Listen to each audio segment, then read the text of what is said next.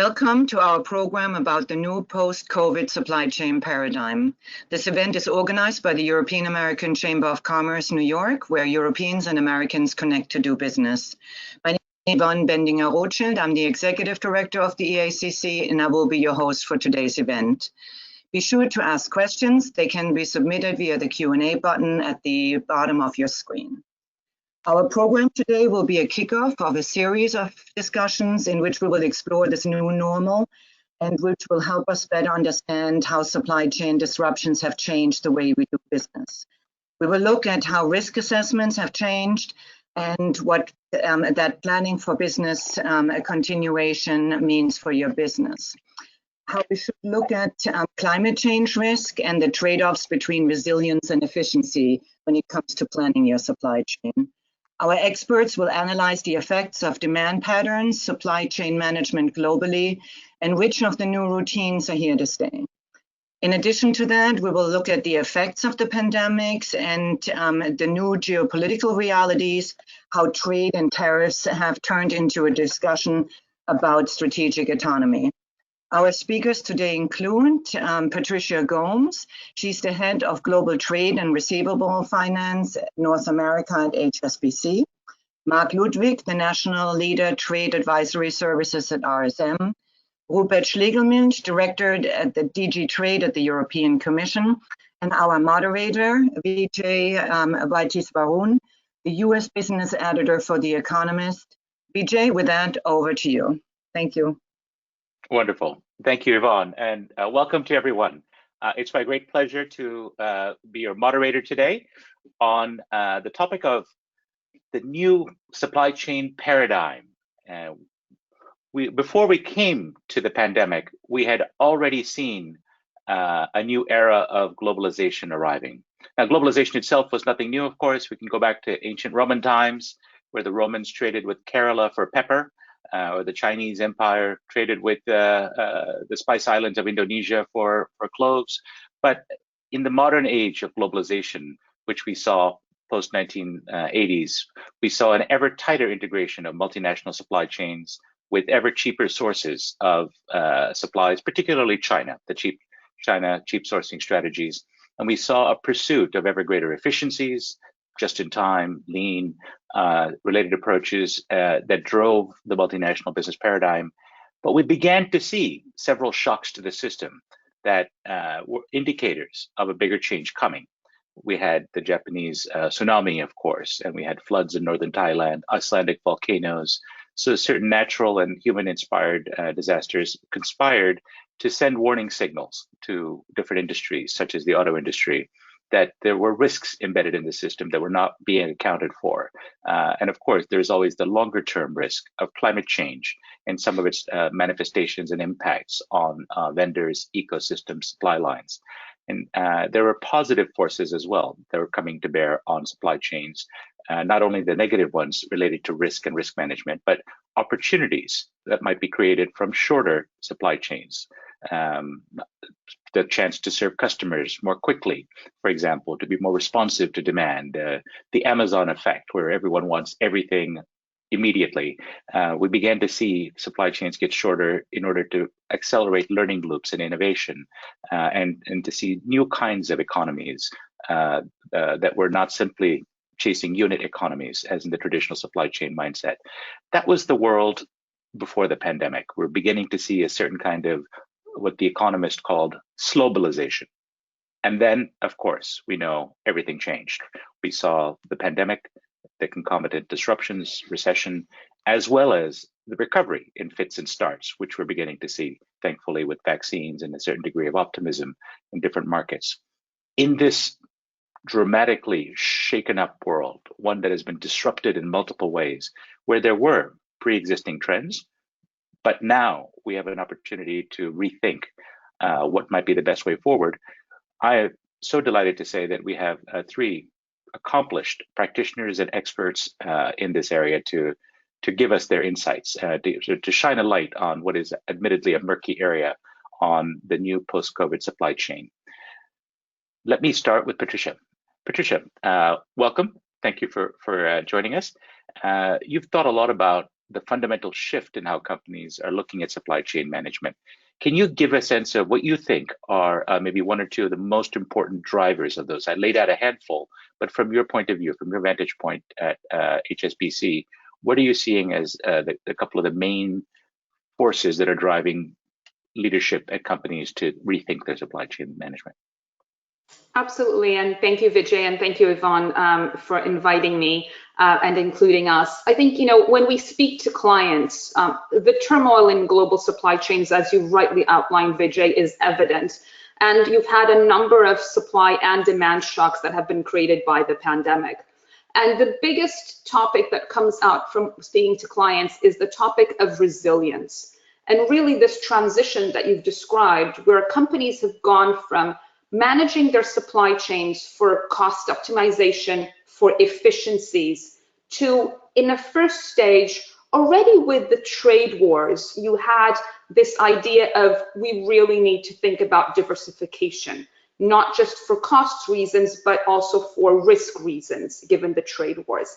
The pandemic really brought this to life and accelerated it, the resiliency, in a completely different way.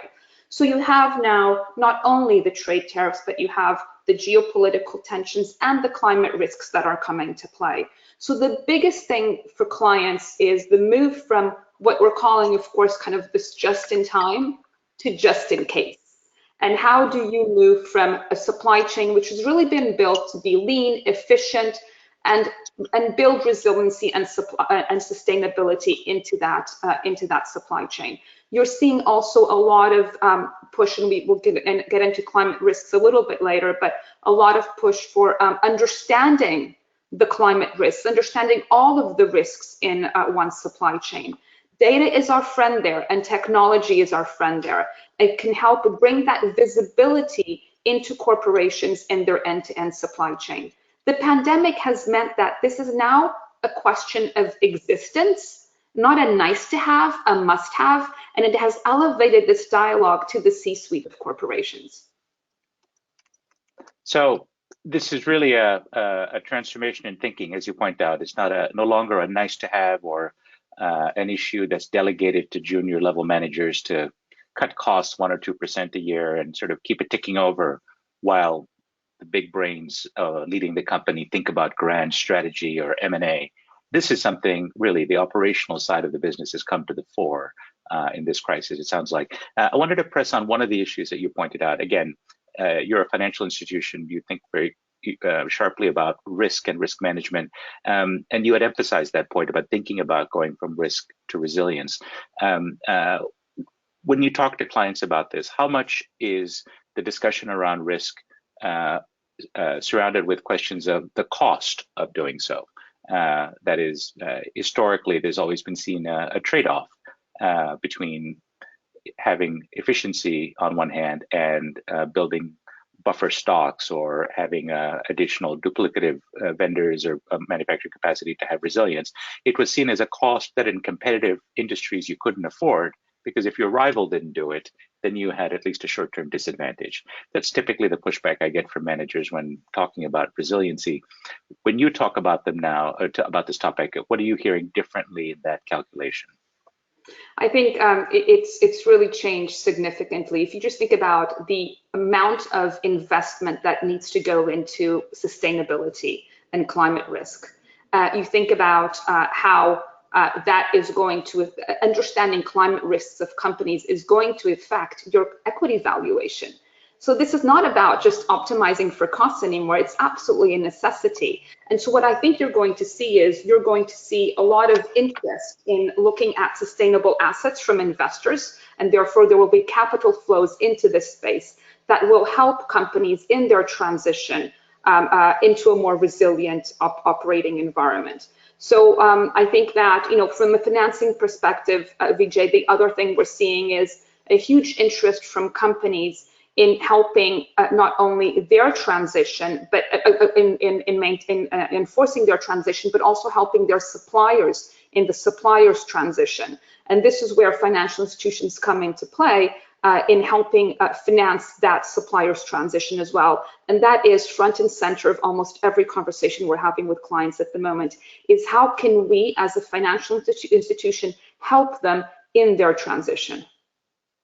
Great. So we're really hearing from you, companies are beginning to take an ecosystems approach to their vendor ecosystem, the way, for example, Toyota did following the tsunami, having exposed vulnerabilities in its very lean supplier system. They helped invest in and finance a transition of their vendors towards having redundancy and overcoming bottlenecks and so on, a more resilient system. We're seeing this as well as ecosystems from the point of view of climate change, let's say, and the environment, be getting ready for those sorts of risks, a broader thinking going beyond just the next quarter, let's say, of financial results.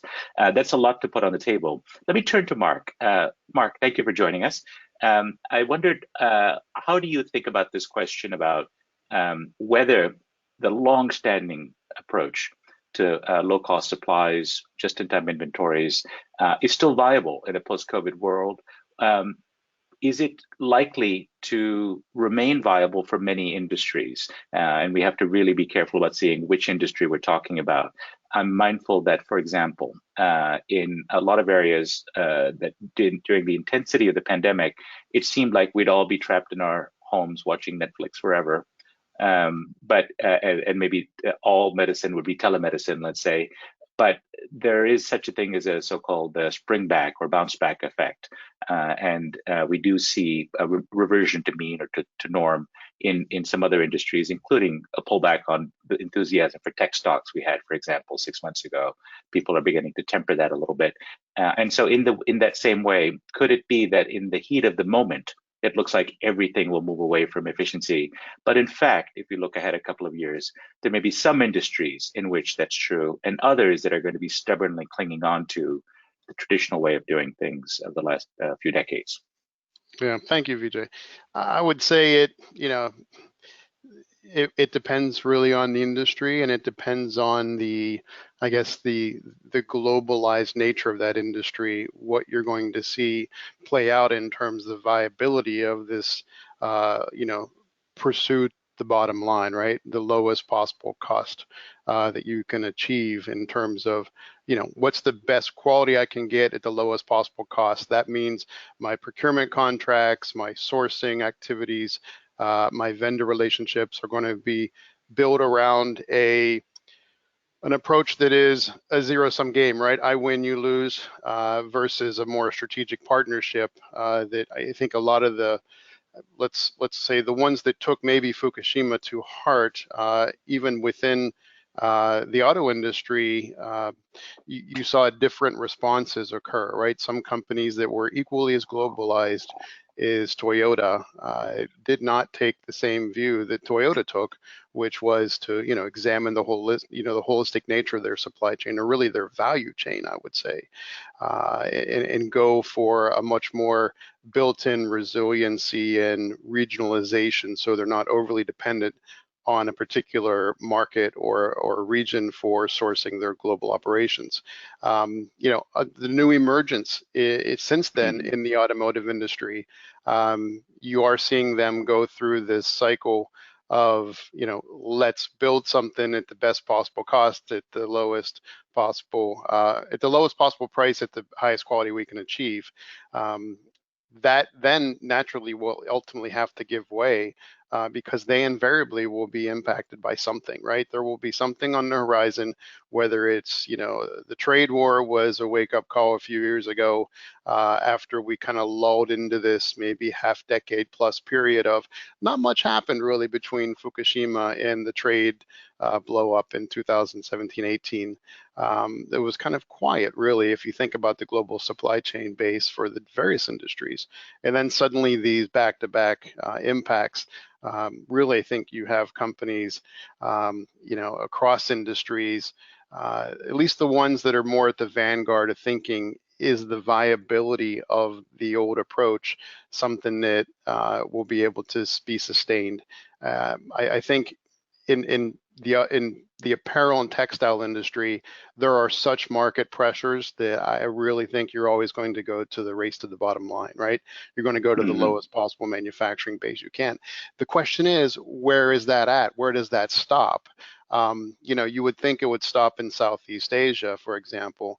Now I'm starting to see locations of textile production and apparel production in Africa.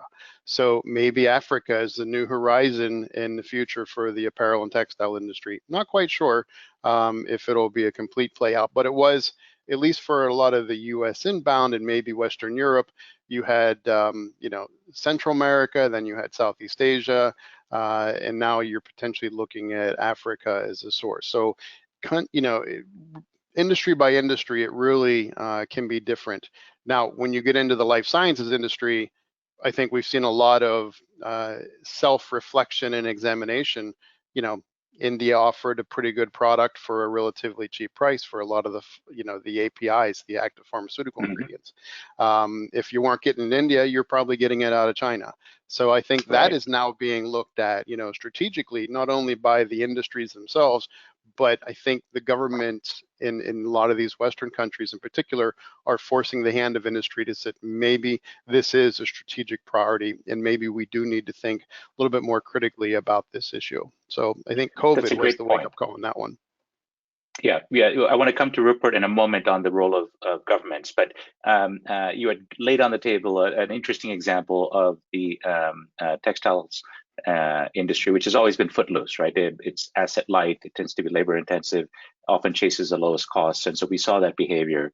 Is it fair to say that on the other end of the spectrum might be something like the electronics industry, which is asset heavy, knowledge heavy, but also highly concentrated in the Pearl River Delta of China, where we have a phenomenal cluster of excellence in hardware, full stack manufacturing, and all of the related ecosystem of suppliers, vendors, and certainly out of a certain part of Asia, it will be very hard to see that moved absent government policy or bans or tariffs and so on, that the market forces would not probably lead that to be dismantled easily, as we've heard from Apple, where Tim Cook is, whatever he has said publicly, it's pretty clear that he's still sourcing very heavily from Foxconn and its competitors in China. You think about how long it's taken to build that up, right? That's not happened in the last year or two. This has been happening for 15, 20 plus years, right? First, you had the electronic manufacturing service providers, the larger ones in that region. They built their ecosystems based on the lowest cost supplies available and the lower access to lower price labor.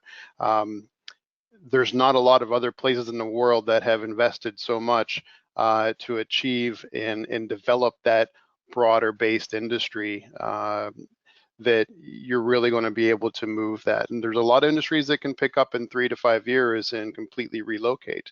That is probably not one of them. But you are starting to see tensions emerge, right? You got the whole issue with the 5G, the new generation of, the wireless. What happens here? You really do need, and this is probably more for Rupert to discuss, you do need some mix of, I think, government leadership, or at least government standards and frameworks that are written into maybe national laws or policies or initiatives to kind of break through into that issue, because it becomes an issue perhaps of national security, not only of supply chain, but much even in larger issues of national defense. Great. That's a great moment to turn to Rupert. Rupert, welcome. Thank you for joining us. Would you give us perhaps the perspective from Europe, and in particular, maybe give us a bit of a perspective from in an age when we are seeing government much more involved around the world in how supply chains should be managed. Give us a sense of how to think about the right role, and also maybe what's happening that's not right, which you may not support, but is perhaps can be called economic nationalism, and put in context the discussion of strategic autonomy, which is the talking point in Europe. Yes, thank you. Also from my side, thanks to Yvonne and team and to you for hosting and moderating the session. Let me start by something which is sometimes from a government side not always so clear, but at least we repeat it. And that's my first point: is supply chains are usually done by companies. They're not done by governments. It's for every company to have its own risk assessment. Not everything is critical, etc. And if you're in a situation where suddenly you can't find semiconductors for some reason or the other, not necessarily always the government which needs to step in in order to rectify the situation, and that's always been the case. I do think that, nevertheless, government, of course, has a role in particular to frame the context, and we have rules in the trading system which are basically built on predictability, and that includes tariffs, and that's why we were not happy when suddenly we saw tariffs coming out, if you wish, out of nowhere, at least certainly not as long as we think, according to some of the rules of the WTO, which are supposed to ensure this predictability. But governments also in the last couple of years, and I think you alluded to that, before the crisis came, took a more active role in this. And this relates to issues like national security that Mark has just mentioned. We had more and more calls to cut off certain suppliers or countries from supply chains for national security reasons, and not source in certain parts of the world because of possible impacts on your telecom system, etc., etc., and possibly for very good reasons. So the governments will have to make that balance call. When is it really national security, and you have to step in, because you can't just let the trade flow without keeping that in mind.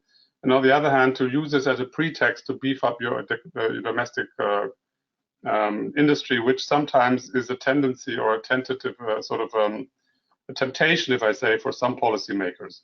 And I'm not pointing fingers at anyone. I think this is something you can see in many local or in domestic discussions. And then there has always been not only national security, there have been things like human rights or environmental rights. Look at the sourcing. Everybody talks about cotton now from some parts of China, which are politics, cut off supply chains. But we had child labor in Uzbekistan years ago, where we also took measures, or we had problems with sugar production in parts of Cambodia, whereas we withdraw some of the tariff advantages, which hit the supply chains of some sugar producing or consuming industries in Europe. So these things were there as well as part of the context, stability, but some basic rules on how supply chains need to respect minimum rules also in environment and labor are coming more and more to the forefront. And we now have a whole big debate about due diligence in your supply chains. What are you actually liable for if something goes wrong with those basic norms in the world? That's a trend, I think, that we see more and more coming, and companies will have to deal with that, irrespective of the crisis. I think it's very clear that governments and consumers want more accountability in many areas, not only on forced labor in China, but possibly deforestation in Brazil, things like that, or Indonesia, palm oil production in some parts of the world. That is going to be part of the debate in the future. But I can just reassure you that generally, I think governments are very careful because all of this only makes sense if you can actually measure, monitor, and control it and enforce it, which is not a given in an international setting. Very, very complex and difficult, by the way. But it's out there, and I just want to remind everyone that the trend also mixed with some of the ideas you have to be autonomous on your areas. In some areas of policy have been there before, and we have to deal with that in a cautious way, as far as the European Commission is concerned. Now, the crisis that I want to come to now obviously has reinforced many of these thinkings and have put another layer on it of this whole question of, how dependent are we on some products? What does it mean for our autonomy, and what can we do about it? And what I'd like to do is go down to the facts a little bit, to the evidence first, before we talk about the policy prescriptions. Because dependency is not the same thing as strategic dependency. We might be dependent on toys and washing machines and other things, but few people would argue that this is a dependency that we have to do something about. I mean, that's just the way it is, and no government should start thinking about doing something about it. So what is actually critically important or strategic is something very different, and it has to do with the safety of your citizens or health. It could also be climate change, the green transition that we are trying to do, and that's something that I think also Patricia mentioned a couple of times. And then, of course, there is strategic national security issues out there, which have been there again, and I think have been now, reinforced by this trend. We have actually looked at this when we are having a major study going in the EU to really find out where is actually the strategic dependency. And the number of products that you come up with is actually quite low. Yeah. So for just to give an example, strategic dependence, we've identified 38 products in the EU. 25 of those are classical raw materials, intermediate stuff, like some raw materials, some active pharmaceutical ingredients, but not a whole lot. Huh? And 13 of those 38 are final products. I can just give you for the anecdote: turbo propellers, some COVID-related products, some radio equipment stuff, and some medicines. It's not a lot. It's a lot less than you would actually think if you look at the 5,200 products we have on our tariff schedule. Yeah? Mm-hmm. And if you look at the amount of imports we're talking about, it's less than 1% of EU imports. So if you look at the evidence and really ask yourself, and this is ongoing, I mean, this is the preliminary findings, you actually see there's not a lot of individual products that you need to think about. The second part of the evidence gathering is what some of you, I think it was also, I think you, Vijay, you talked about ecosystems. You know, one product might affect a whole supply chain or an ecosystem. So we're also looking at what we call the economic ecosystems, which are especially important now that we want to recover out of the crisis. And we've come up with 14 ecosystems in this exercise of going through these issues. It's a bit like the executive order that the US has put out to look at strategic sectors which are important. So right, I think we're going to get the results of that in probably end of April, early May. Exactly. So we're trying to be as quick or whatever. Or we can already have these ecosystems out there: aerospace, defense, health, renewable energy, some intensive industries, and so on.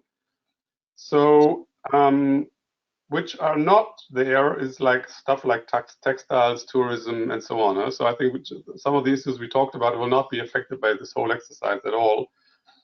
And again, what I want to underline is we're working on the basis that minimum inversion or incursion or effect or surgical only, any actions that could come out of this should be really targeted, very targeted.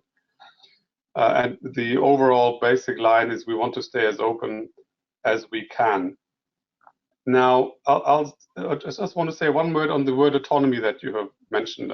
Yeah. Again, it's very attractive from a policy point of view to, as a politician, to say we have to be autonomous on things, but it's not that simple. If you, for example, look at this very famous example of the face mask, which were not available at the beginning of the crisis, that was actually not a question of autonomy, because even if the production capacity which existed had been in the EU, we would not have had enough.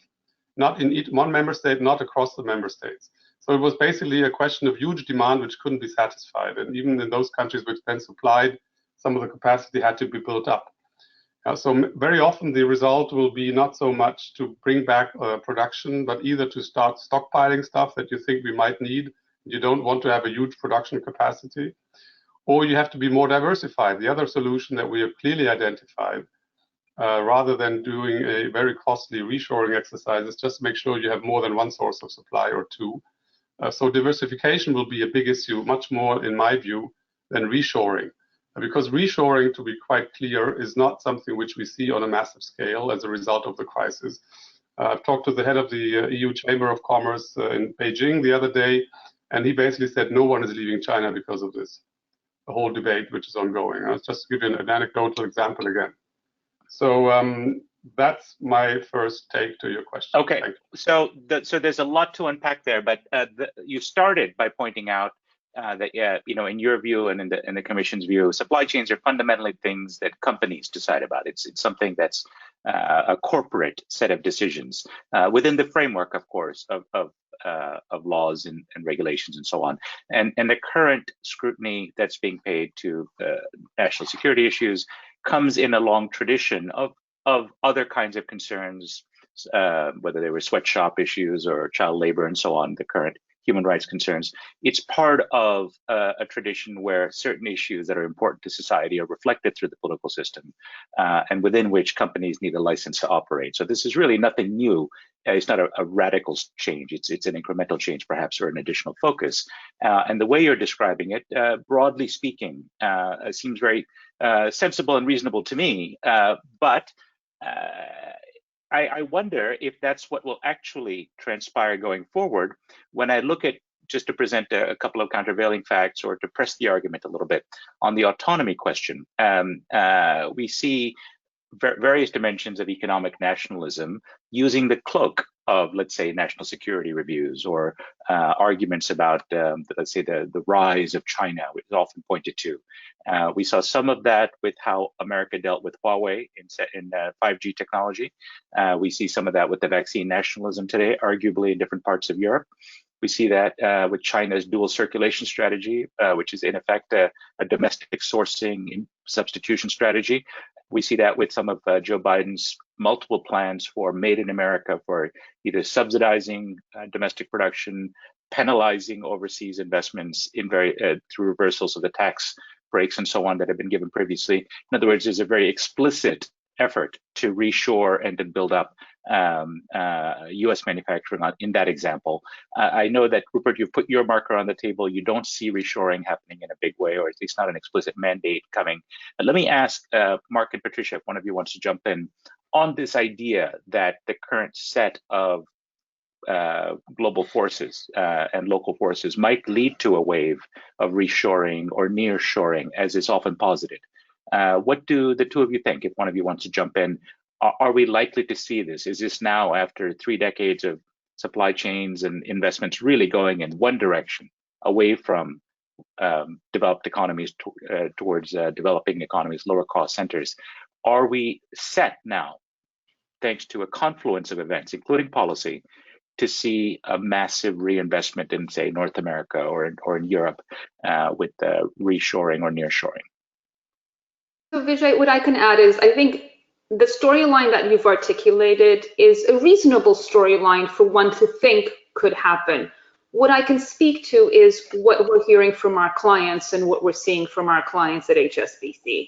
And we're not seeing evidence of that happening in terms of nearshoring or reshoring as far as the North America or certainly the US client base is concerned. We do see clients looking at a strategy of diversification within Asia. We see clients looking at, not just China +1, but maybe it's China +3 or 4. We see clients also looking at some of their, we also see clients looking at their strategic suppliers, for example, in China, that are going and diversifying into other countries, setting up operations there and using those factories. We see a lot of challenges with infrastructure that our clients are struggling with in terms of actually getting those supply chains that are diversified to work, but we have not seen evidence of clients actively reshoring their operations, with the exception of some clients in kind of the agricultural space. We're seeing an element of in terms of groceries and the agricultural goods, we're seeing an element of production closer to home. But in the rest of the supply chains, we haven't seen that evidence yet. Yeah, how about you, Mark? What's your take on this? I'll add that, it's interesting.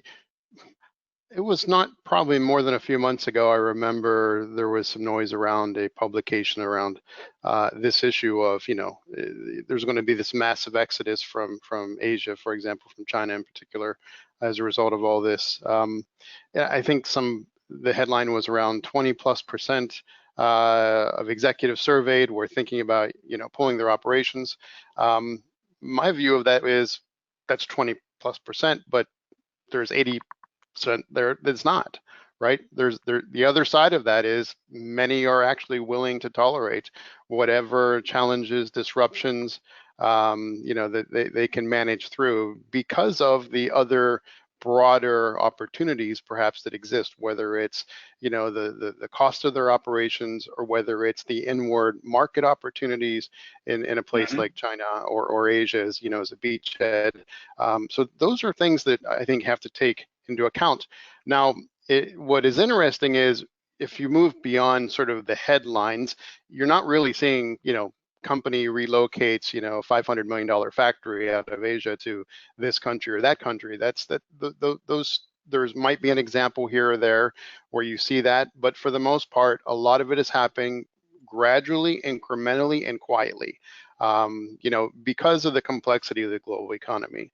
But what is an interesting information I think is starting to surface is that really for the first time in 20 years, trade among neighboring countries is growing faster than trade between the different regions. So why is that? What is going on? You can't say that it happened in the last year. It's happened actually gradually, unseen, really unmonitored, except for those individuals that are either tasked with following big trends like that or are interested in understanding deeper factors at work here. So I think that is really what's going on is, and that gets back to what Patricia was mentioning, perhaps it's diversification, perhaps it's the lessons learned, a decade plus ago with Fukushima. Perhaps it's those things that people did take into account and perhaps we want to see it or we don't want to see it. The bigger trends are that I think a lot of companies do make prudent decisions for their own survival, right? And while we all criticize and wonder, why is this company so focused on the quarterly earnings when, you have some of these other companies that are focused on the 10-year result, not necessarily what's happened in 3 months. I think even the companies that are publicly traded and have these issues of short-term cash flows and things like this do make wise decisions when you stand back strategically and look at, it's them and it's their supplier base and it's the suppliers to the suppliers, right? So little by little, you have these bigger trends at work here where trade is increasing, regionalization is happening. This is potentially this event of COVID and the pandemic might be an accelerant to this, not necessarily the catalyst, but perhaps an accelerant to a catalyst that was already happening. Great. So that we're getting a nuanced picture, but a clear one, I think, from our panelists, that the simplified notion that this shock is going to lead to a dramatic reversal of globalization and radical reshoring is not what's happening. It's really a fine-grained set of decisions by companies that's more nuanced than that, including regionalization, that kind of a country-to-country trade that, Mark, you talk about. Rupert, you wanted to jump in on this point. Yeah, I didn't want to give the impression that we are not worried about America, Buy American in the US, especially now with the new massive program. What will happen there? We'll have to. I don't want to belittle the point that market access in India or China with Made in India or China 2025 policies is not becoming more complex and that there are not these tendencies. And we have to work against that. It's not so much an issue, I think, for Europe, although we also have people who call for that. We still hope that also in the US it will be manageable, let's put it like this, because... Well, Rupert, let's be quite specific. What would be your concern with a Made in America kind of set of policies, which include some specific government procurement policies, quite a lot of money, frankly, in clean energy or infrastructure, if those contracts were open to US-based subsidiaries of European companies? Would you have any problem with it? Yeah, I think we would still have a problem because we want to apply, the supply chain might not just be the American subsidiary who wants to produce and supply. So I think we don't like the whole concept, and our supply chains in some of these high technology things are, so that if you have a local content requirement made in the US of 55 or whatever % it will be in the end, it might be difficult to meet. And I think the whole notion of, as you very well know, Buy America and Buy American for a long time, especially the transportation sector, which is now being massively targeted for infrastructure, and the whole construction, which is a lot of steel in there, that we don't like. And we're going to make our voice heard and try to have a maximum of openness as this public money is being deployed. We haven't been very successful in the past. This is a very peculiar US feature, if I can call it, long-standing policies, very attractive politically, but economically not very attractive, if you ask me. So these things we will try to bring to the table and also make the point that our market is open. As we recover and spend all this public money, there is no constraint for American bidders. So let's be reciprocal on this. This is basically the message that we're going to pass. Okay. Very good. We've talked a lot, I think, a good amount about the role of government as a force, even if the primacy in the decision-making remains with companies and markets. I want to take on a question from the audience that's come through in my chat. That is a force that might act on business in the other direction. That is the emergence of new technologies, so-called Industry 4.0, the bundle of advanced manufacturing technologies, Internet of Things, 5G, role of artificial intelligence, machine learning, predictive analytics as they advance through supply chain planning, for example. The question comes in as how will Industry 4.0 initiatives lead to more customized solutions and shorter production runs? That's the thesis, of course, of people who are advocating these sorts of technologies and implementing them already. How will that affect the way that companies, especially those that are in, let's say, manufacturing, advanced manufacturing, think about their supply chains? Somebody feel motivated to jump in on that? I can start. What I would say is all these innovations, all these developments are certainly positive. The technology advances, the data, the issues linked to all that. To me, I think it almost enables a high degree of customization, which is really where, if you reflect, and there's been so much gone on in the last few years between the trade wars and now COVID, that I think it's been lost a little bit where the trends really were going. And they were going in this direction where you have the ability to have a base product or a core product that is maybe low cost source. Maybe most of it is assembled in these lower cost countries and moved to the locations, and then you can allow for a degree of customization by market that is a little bit more maybe localized. When you throw in, and there was a tremendous amount of growth, and I haven't checked recently, but I know that digital, the printing, the 3D printing is still a force and a factor. I was fascinated. I was at a conference a few years ago when we still could travel and be in person.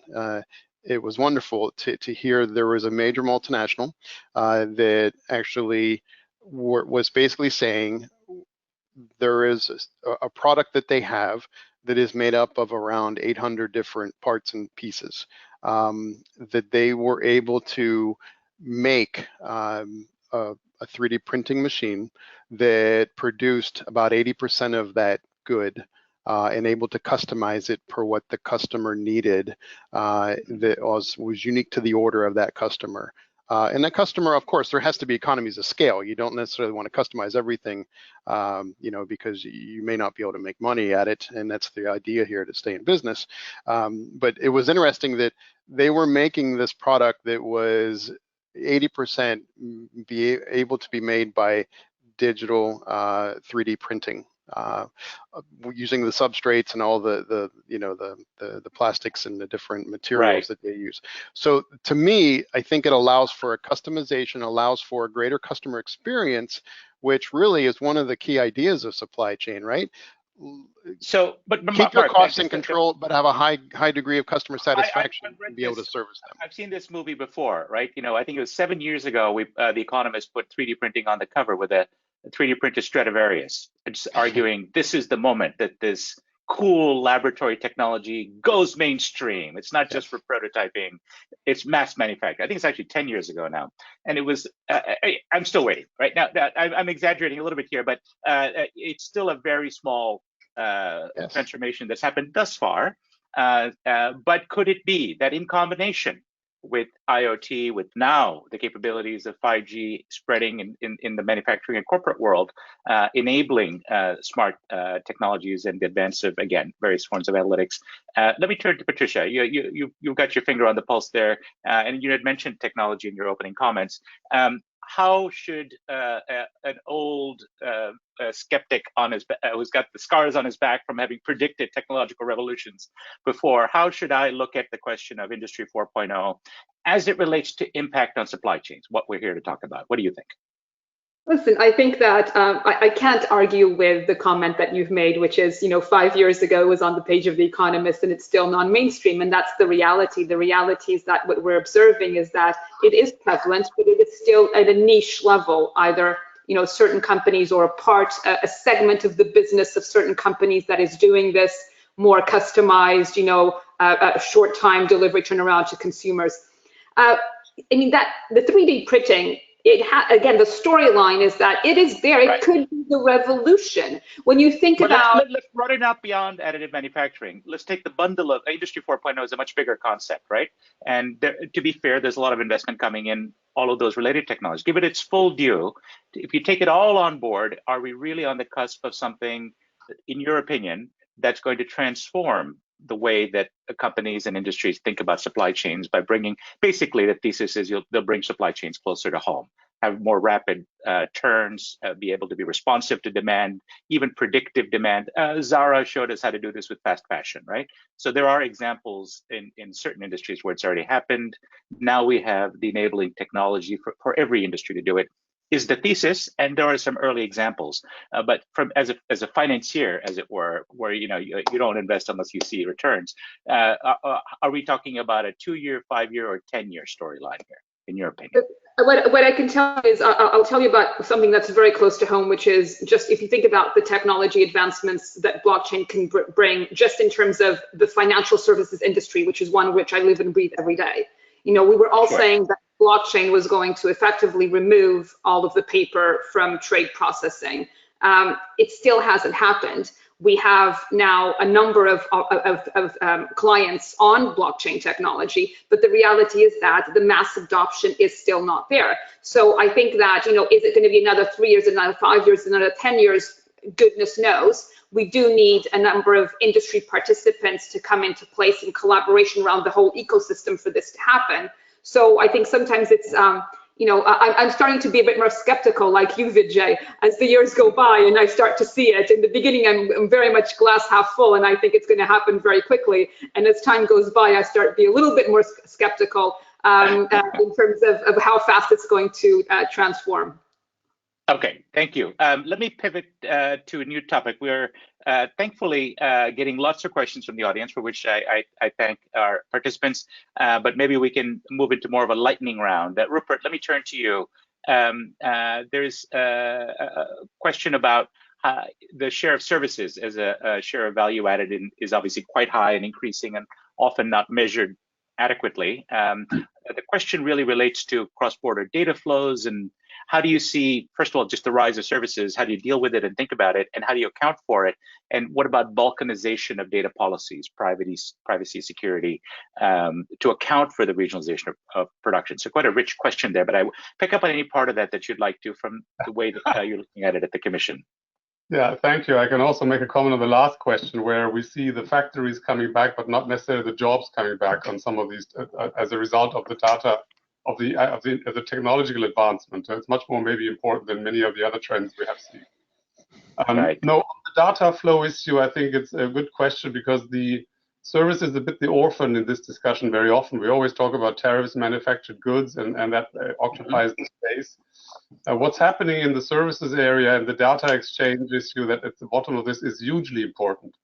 We already have, when it comes to personal data at least, we have quite a lot of barriers around the world. And the tendency to balkanization and to have data spaces regionally, one in China, maybe one in Russia, one in possibly, as people have said, in the EU, because we have a data protection rule which is very tight. But we still interact with the US without much of, there are issues because of as the experts know, there have been a couple of rulings which made it more difficult, but we still have a sort of unified data space most of the time.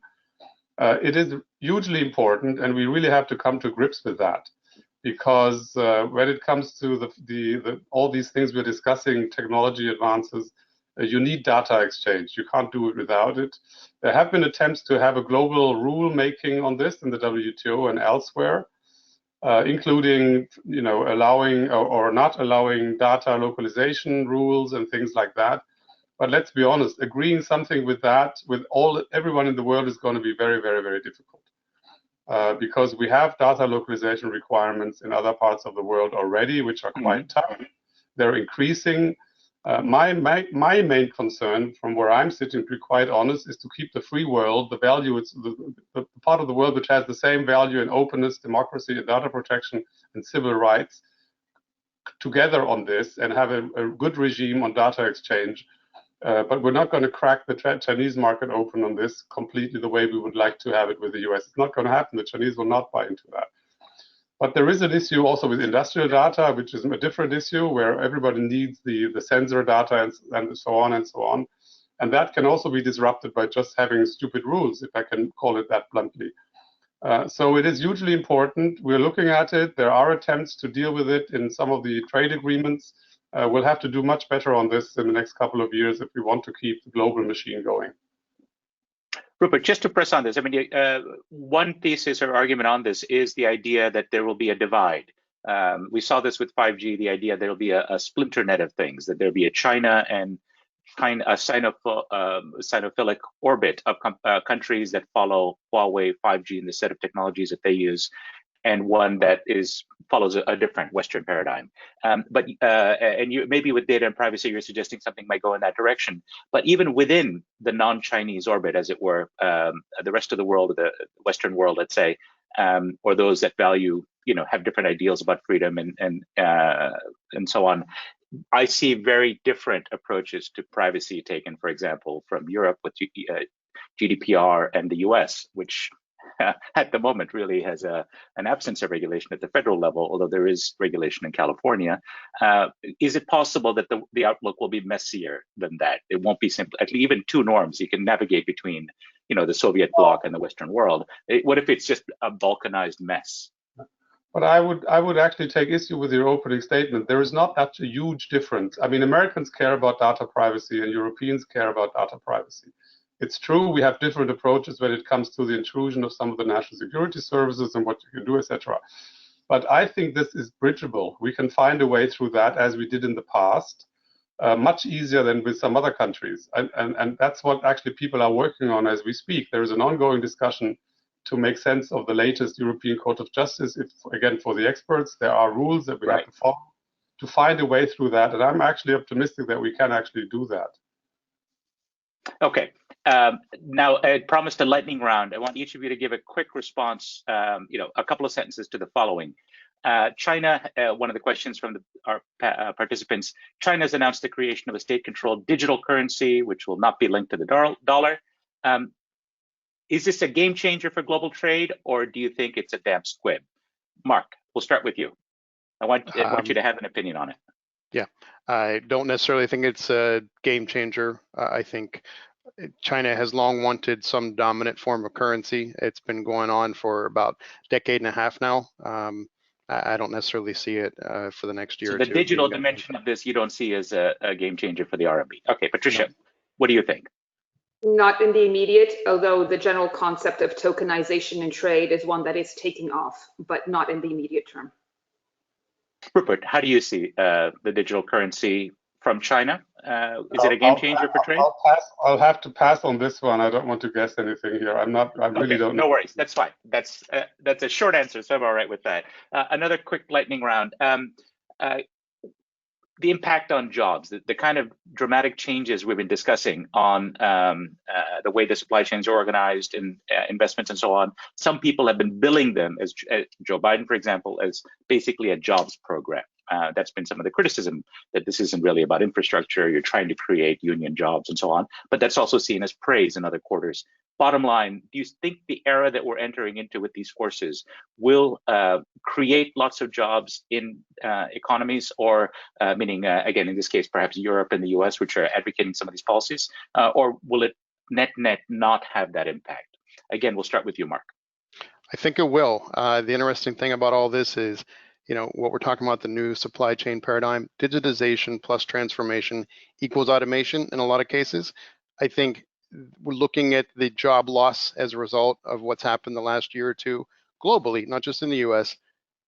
Countries are going to have to do something to put people back to work. I think this is not necessarily long-term sustainable, this infrastructure program, but it is something, at least for the next 3 to 5 years, will have an impact. But beyond that, okay, not sure. Patricia? I worry about the transition. I'm with Rupert in terms of the factories that are coming back, but the robots are manning them and not people. And the problem is, but I'm also with Mark, that there will be more jobs in creating the automation, and there'll be different kind of jobs. And my concern is the transition. My concern is that you're going to have a part of a generation that will not get those jobs back, and you cannot re-kit them and retool them.